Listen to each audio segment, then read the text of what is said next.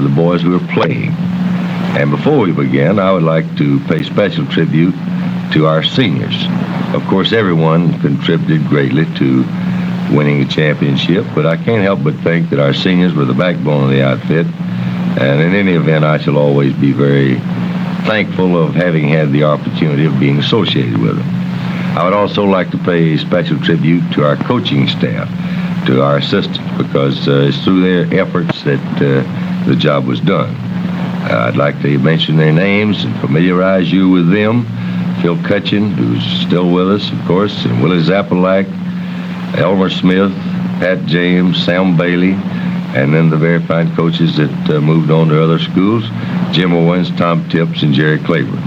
And my wholehearted thanks to those men. Well, enough of this.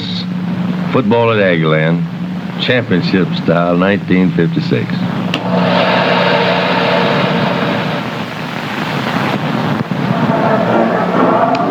I don't imagine many people in the state of Texas thought in September that the Texas Aggies would win the conference championship. I wouldn't be honest if I didn't say that I was beginning to wonder about that time if we would beat anyone, because our pre-season practice was very unsatisfactory, and I was very much concerned. And of course, here when we're playing Villanova, and it's a good hot day, I think the weather helped us. And as you can see, Jimmy Wright is a quarterback there.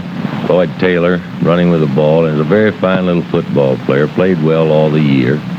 I think, though, in fairness to Villanova, that they might have beaten us or played us a much closer game had it not been so warm. Here's a fine play, one of the outstanding plays of the year, where Jimmy Wright goes back to pass. He's rushed, and he throws to Lloyd Taylor, who scores. And, of course, as you could see there, Bobby Keith made a very fine block. We were happy to win the ball game, believe me. Now we move on to Dallas, the Cotton Bowl, and some 8 of these boys, there were 8 to be exact, were welcomed at the same time we were, 1954, by Texas Tech, to the tune of, I believe, about 42-9. Thank heavens they didn't forget that, and I thought played a fine football game. Charlie Kruger there, one of the best linemen in the conference, caused that fumble. As you can see, they were after the ball. Beebe Stallings came up with it. Jimmy Wright to Pardee. We didn't have too much blocking there. It was a good warm night. Jimmy Wright's rolling out and throwing a pass into the end zone. That's one of our option passes. Practically everything we run will be an option. That, to me, was one of the perfect plays of the season when John Crow scored behind fine blocking down there by Bobby Marks. And, of course, the point of attack blocking was by Bobby Keith and Bobby Lockett. Keith recovered the fumble there, and Marks throws to Watson, and I think that probably Little Don Watson made the greatest catch there that I've ever seen. This wasn't our best game. I don't mean to take anything away from the University of Houston, because they played very well. However, I believe that our boys played well enough to win, and probably would have won had I made the right decision on the goal line when we had 4th down and 4 with about 20 seconds to go. Lloyd Taylor, our kicker, was in the ball game, and the percentage play was to kick. There's no doubt about that, but I did not direct the team to do that, and it was a 14-14 tie. As you can see here, a whole host of our players blocked this kick. John Tracy, sophomore end, fell on it for the touchdown. As you know, had Houston fallen on it, why it would have been a safety and only 2 points. That's Jack Pardee running with the football. He's a great player, as you know, a great leader. Jack was injured in this game, and it handicapped him greatly the rest of the year. Roddy Osborne faked to Pardee and suckered the whole team and scored standing up. Roddy is a junior, very fine runner, and we thought came through very well at quarterback last year. We had other injuries in this game. Bobby Keith, our regular right end, his jaw was broken, and we lost him for the remainder of the year. Actually, Bobby could have played against the University of Thanksgiving. This, of course, is the game where it's probably the worst weather football game's ever been played in. At least it's the worst that I ever had anything to do with. This is Jim Swink running with the ball. TCU received, as you can see. The weather gets worse and worse. We get in worse position on the field every play. There you see the goal line, and that's Swink running with the ball. He's tackled very hard there by Charlie Kruger and Jack Pardee. I thought that our team displayed as much courage that day as any team I've ever seen, because many times they could have given up. Chuck Curtis couldn't find a receiver then and ran with it. And over there was Bobby Lockett. And I believe Roddy Osborne is working on the play. That's John Crow.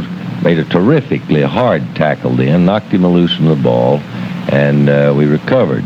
You can see now what the weather is really like. It just held them, and I wonder how anyone could expect to hold the ball out there. In any event, we fumbled it back to them and held the backs to the wall again. You can see even TCU's playing a little conservatively there, or he didn't get the ball cleanly. Now, this is Jim Swink running with it here and almost scores or gets down very close.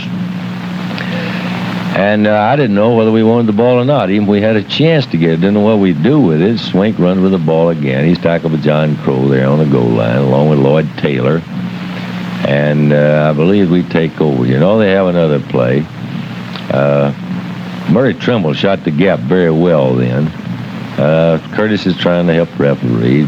Roddy Osborne out there, one of the greatest kicks I've ever seen. You can see it goes about 50 yards into that wind.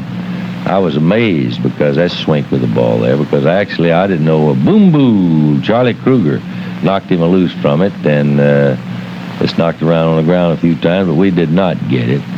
Now the sun is out, or at least not as bad as it was. It looked like the guard was offside. That's Swink running with the ball, and he's tackled over here, I believe, a Pardee and Lloyd Taylor. Yes, very nice gain. As I said earlier, you will see there are many fine plays by the opposition, but naturally we're just taking out the one of us. Here's their touchdown. That Williams makes a great catch as he goes out of the end zone. It was questionable in some people's mind, as was a couple of Swink's runs. But anyway, it's 6 points. They missed the extra point. Curtis is back to pass now, and here's the championship play right here. Here's a play that won the championship. Little Don Watson, senior halfback, who played both halfbacks, made the interception. A great play. Don was a great little clutch player. Now we start our drive for the winning touchdown, and there's some really outstanding plays along the drive. This is John Crow, who changed jerseys at the half. It's very fine blocks. That was John Tracy down there. Pardee made one. Lloyd Hale made one. Dennis Gearing. All of them were giving it all they had. Here they come going to the other side now. Watson running with the ball. Cuts back, picks up his blockers. Beebe Stallings, Kenneth Beck, as John Tracy. And that's Beebe Stallings again. Murray Trimble is down there. Anyway, he ran about 40 yards to keep the drive alive. As you may recall, it was only a few minutes. That's one of the great plays of the game. They shot the gap, but Roddy Osborne was able to get the ball away to Crow, as Don Watson blocking number 22 all the way down there, and Crow takes it down about the 6-yard line. Now here comes the payoff.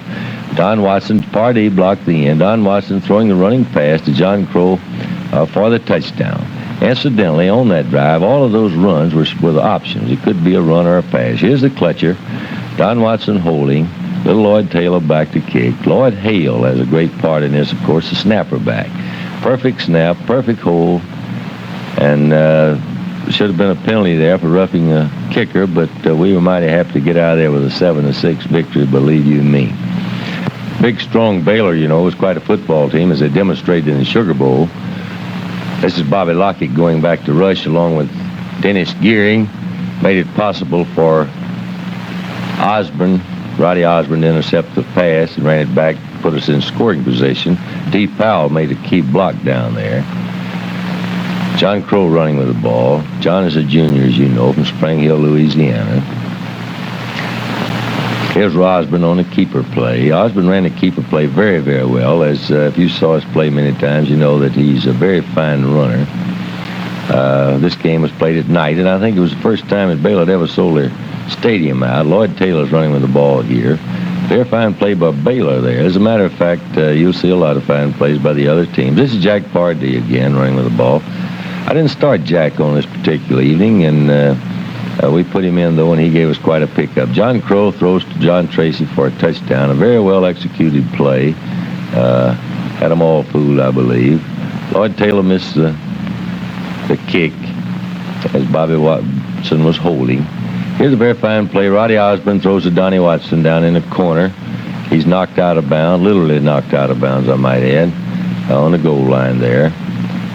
We give the ball, he gives it to Jack Pardee, who takes it in for the score. And things are looking up, but not for too long. Watson holds. Now look at here. Feeling sorry for Taylor getting hit every time he kicks. Of course, they're not supposed to do that. That's Roddy Osborne running with the ball. Very fine running. John Tracy's down there throwing, and Bobby Lockett. Good downfield blob. Ooh, that was a honey. I believe that was Bobby Marks who made that play. Bobby's a junior from New Orleans. He'll be back next year. Their line out charged ours there, and we didn't get any ground. And very fine handoff then. Roddy was very fortunate to make it to John Crow, who picked up a couple of yards. They come right back with the same play against that gap 8 defense, and Crow goes in for the score. Now we go to Arkansas. This is played in the evening or at night down at College Station. I think probably we made fewer mistakes than we'd made. They didn't make any mistake about hitting there. I mean, if you think they weren't hitting, you're mistaken. This is Roddy Osborne running on the keeper play. And, of course, picked up a few yards. Osborne was a great artist at containing the defense. There's a very fine pass here, of course, from John Crow scores. They were playing on the particular play they were in, revolving into a 9-man line, and Osborne faked the Pardee and threw for the touchdown. Now here's he's back passing again. He's him, starts to run with it, and somebody there knows how to tackle. Arkansas had a good football team. They're very quick. This is Jack Pardee running with the ball, and old Jack, he likes to get him a few yards. That's John Tracy throwing downfield. John Crow on what we call the inside belly play. And, of course, we run it a little different. It's not very fancy, I should say, the way we run it. Here goes Crow on the option pass for the touchdown. Actually, every time we run that play, or most of our wide plays, it's optional. You can either throw it or run it. Osborne held, and Taylor kicked the point. Now we move on up the Cotton Bowl in Dallas. Some people thought this was our best game. I don't know. Here's Taylor running a reverse play. I think SMU, offensively, we weren't getting off on the ball well enough. And they were calling defensive signals and calling our own signals. And it was a half before the officials did anything about it. And I thought here's a well-executed play. Very fine block by everyone there. Bobby Lockett, Lloyd Hale, John Tracy, and, of course, Crow ran very well. Dennis Gearing made a fine block on it. Goes in for our first touchdown. Here's a nice defensive play. I like to see that. That makes you sleep well. I think he'd slept pretty well, too, if 4 or 5 of them in. That's what we call gang tackling. We don't get a lot of that. We'd like to. And here's Dennis Gearing back rushing a passer, doing a fine job. It's intercepted by Bobby Conrad. Most of the interceptions will be caused by rushing. Kenneth Beck was bearing down there, as was Jim Stanley, trying to make a block. Actually, we didn't have many blocks on that play. But here comes Richard Gay running the ball. Richard is a junior, as you know. We have some throwing downfield now. That 81 is Don Smith is throwing down there. Bobby Conrad's at quarterback. He fakes to the fullback. That's some pretty good button there. Fakes to the fullback. We thought that they were keying on the fullback, particularly when Pardee was in. Here's a very fine play. Conrad makes a good block. Carlos Esquivel makes a good block. It's Conrad making the final, and Don Watson scores standing up. I think Beebe Stallings was in on that, along with Murray Trimble and Dee Powell. Dee Powell and Bobby Lockett were 2 of the most underrated football. That's Lockett now, and then Roddy Osborne came up to finish him off with a terrific play, I thought. Anyway, I thought Dee Powell and Bobby Lockett were underrated football players last year, because they were both very fine football players. That's Bobby Marks and John Crow back there breaking up the pass. And, of course, I think that Lloyd Taylor, our little halfback, John Tracy rushed the passer there then and caused him to throw the ball away. And as I was about to say, I think Lloyd Taylor, our little halfback, was a underestimated halfback, too. There's Richard Gay making a nice block as Crow keeps spinning and twisting. There's Lloyd Taylor making one. Crow breaks clean. And I couldn't tell who made that one, but I know they're all trying, and that's good enough for me. Crow was sick before this game. He had an upset stomach, and I like to think that maybe he gave out there instead of them catching him. Real fine play by Jim Stanley out there containing it, and here's him and Murray. Well, that's good run. Boo! I like that. Whoever made the tackle there, I believe it was Lloyd Hale. He tackled like Pardee, but I know Pardee wasn't in there right now. Don Watson on the punt return. We're trying to return the punt up the middle. Uh-oh. Piling on there. This is George Giller. George is a senior from Hatless. A great block there. That great block was by Beebe Stalling. Beebe was one of our very fine captains. Giller is a senior from Hattlesville. Made a great run for the score, and actually, I didn't play Giller enough. He was a very fine runner, and we didn't think he was too strong on defense, but I think I should have played him a lot more. Jimmy Wright throws a sideline cut to Don Watson just as he steps out of bounds. This is Jimmy, net quarterback now. And I believe that's Don Watson throwing the pass to Carlos Esquivel. Carlos is a junior from Edinburgh. Now Jimmy Wright makes a very fine play here. That's a nice block with Tommy Howard. He throws out to Don Smith in the end zone. Don makes a great catch, I thought. Don's a junior from Phillips. Rice Institute, I thought, outplayed us in the second half. Of course, our kids did have a 14-point lead. That's good enough for me. That's Lloyd Taylor, who's always poisonous to Rice, running with the ball. Dennis Gearing down there blocking. Taylor made some very fine runs in this game. Here's some close-ups that you might enjoy. You can see they're putting their line in defensively so tight that we're cutting our splits down. That, of course, handicaps your offense, and that's good doings by Rice. That's John Crow running with the ball. Picks up a few yards. We would prefer not to cut our splits down, and of course they would prefer that we did, and it looks like they won that argument. Bobby Conrad's at quarterback. As a matter of fact, Bobby started quarterback. That's Jack Pardee. Jar and Jack Pardee. I almost said John Kimbrough, but I doubt I didn't see Kimbrough play too many times, but old Jack can go for my money. That was Lloyd Hale kicking the goal, and out in front. I don't mean to indicate at all that I don't think Kimbrough's a great player. He is a great friend of mine, but I'll have to stick with that. That's John Crow. Ooh, a very fine block there by Bobby Marks. Very fine block. There's one on the sideline for Lloyd Taylor. That was John Crow running with the ball. Jimmy Wright's at quarterback now. Lloyd Taylor coming out here on a reverse play. Here's Tracy making a block for him, and Lloyd takes it down to about the 1-yard line. I don't know whether Lloyd just gets the extra mad on for Rice or not. If he does, I hope he keeps it on for one more year. That's Pardee. And the fine play by the Rice defensive end there. He just whipped us all. That's poor coaching, though. I should have coached him a little better than that. Jimmy Wright carrying the ball on in to about the 1-yard line on a rollout. As a matter of fact, that play is also an option. He either throws it or runs it. And he hands off to Pardee, who dives over the middle behind Deep Powell, number 55, as you can see there. Dennis Gearing and Tommy Howard, Charlie Kruger, Bobby Lockett. I believe Bob Clendenin's in there now. Bob was another very fine senior. Lloyd Taylor kicks a point while his roommate Jimmy Wright holds. Lloyd will be back next year, thank the Lord, and so will Jimmy Wright for that matter. That's Bobby Conrad faking to the fullback and keeping the ball off. Actually, that's Gay in there now. We have that series more or less for Pardee because we feel like with Pardee going up the middle, it pulls their defense in. That's Bobby Conrad running the same play the other way. That's Dremel there at number 64, you can see. Very fine football player. Conrad's at quarterback now. They've gone into a 5-man line now, or looks like a 5. It's really about a 9. That's Lloyd Taylor. Bobby Conrad blocking for him. Lloyd Taylor. Ooh, that was a fine block downfield. I think it was Kenneth Beck. No, there's Beck, number 72. John is either Don Smith or John Tracy down there. Very fine block. And normally when you just look up and see a good block downfield, old Lloyd Hale will be someplace around because, as I've said on many occasions, Lloyd was probably the most underrated football player that's been in this conference in a long time. Oh, things are getting solemn now, and no wonder. This is over at Memorial Stadium in Austin, Texas.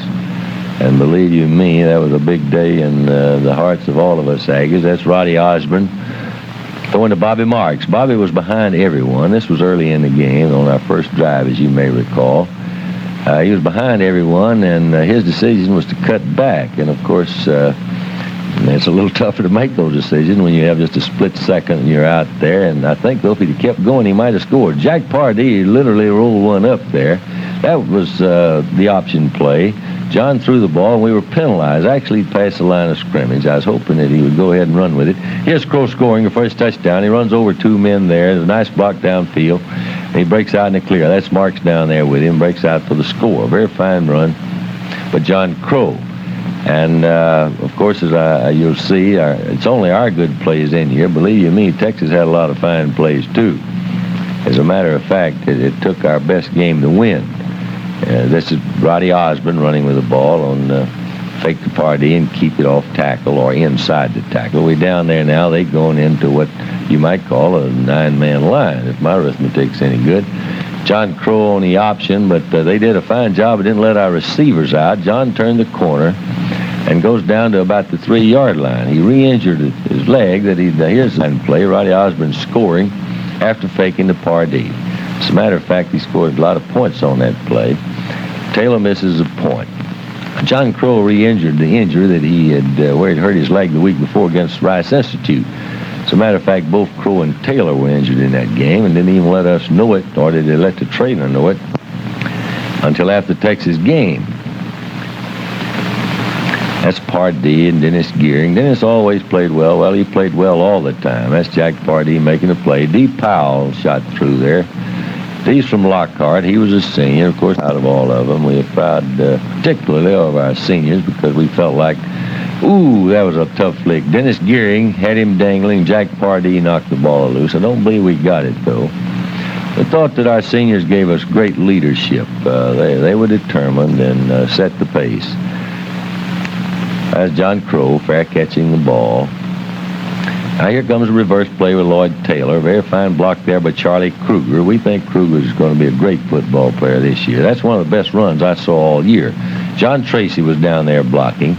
Just a little late. Here's John Crow run. Ooh, boom, boo. I like that. And he goes on down to about the 6-yard line. I'd say John was running pretty fair there for a guy that was injured. Lloyd Taylor made a terrific block then. Lloyd Hale. Hale sees this movie, he'll probably cut my throat for saying that Taylor was his center. And, of course, Osborne faked the Pardee, faked the Crow, and scored standing up. Lloyd Taylor made a good block on the end then. And as I said earlier, Taylor is, of course, from Roswell, New Mexico, and he's a junior. We expecting him to... Here's Jack Pardee on his long run, or the return in the second half kickoff. Of course, I was very happy with it and prayed for 5 minutes, thanking the Lord for letting me have a guy like Pardee to do that. But Pardee was very mad with himself because he didn't score. I think Texas did a good job in catching. Another fine block there by Lloyd Hale. But actually, I think Jack had a better chance if he'd kept on for that corner. I don't know what that was there, but we're not getting much done. Well, I must have called that play. This is Jack Pardee. Now, this is what I call old-fashioned, good old country running. And he goes in there for the score, and things are looking up. But not for long, because, as I say, Texas was in the game all the way. Lloyd Hale kicked the extra point. I guess that was Roddy holding. I actually missed it. And we're kicking off here with Lloyd Hale kicking off again. I hope that they don't return the favor. However, they did just before the half, almost did the same thing that Pardee did. That's a nice block, but boo! Charlie Kruger hit him, and there's Roddy Osborne in to help out. I tell you, when Charlie grows up, starts shaving, he's going to be a pretty good football player. Charlie, fine boy from Caldwell, as you know, a junior, be back. He's one of our captains this year. That's Lloyd Hale back there with Bobby Marks and John Crow breaking up the pass. Nice play, boom-boo, by Jack Pardee there. As I said, Jack was, we thought, a great football player. I think he was greatly handicapped this year. This is Pardee intercepting a pass, and goes back and is tackled very hard. That was Dennis Gearing bearing down to make the block. That's supposed to be the counter play. We're a little slow hitting it then. Don Watson. Here's a very nice run. Don Smith makes a block. Watch Don Watson make a key block down there. That's George Giller running down near the goal line. Carlos Esquivel made a fine block, a little junior from Edinburgh. Now we're not getting much done here, as you can see, and our Texas doing better than we are. I'll put it that way. But on fourth down, while George Giller, the very fine runner from Hatlettsville, scores. That's Jimmy Wright trying to sneak it over. They're in that 9-man line, as you can see. But George Giller takes it in. And a very fine block by Don Watson. 148 or 50 or 52 pounds, and he blocked the end very well. Now, I think this we're just trying to run the clock out here. It's not a very good way to run it out. I'll say now this is the way what we think's the proper way to run the clock out. In any event, we are very, very happy, and we are happy to have been associated with this group of kids, and I wish we had some pictures of the dressing room scene, because after all, that's the sweetest music in the world, is singing in the dressing room. When you look up at the scoreboard and see something like that, particularly at Memorial Stadium. I hope and pray that it won't be another 40 years or 34 years or even 4 years.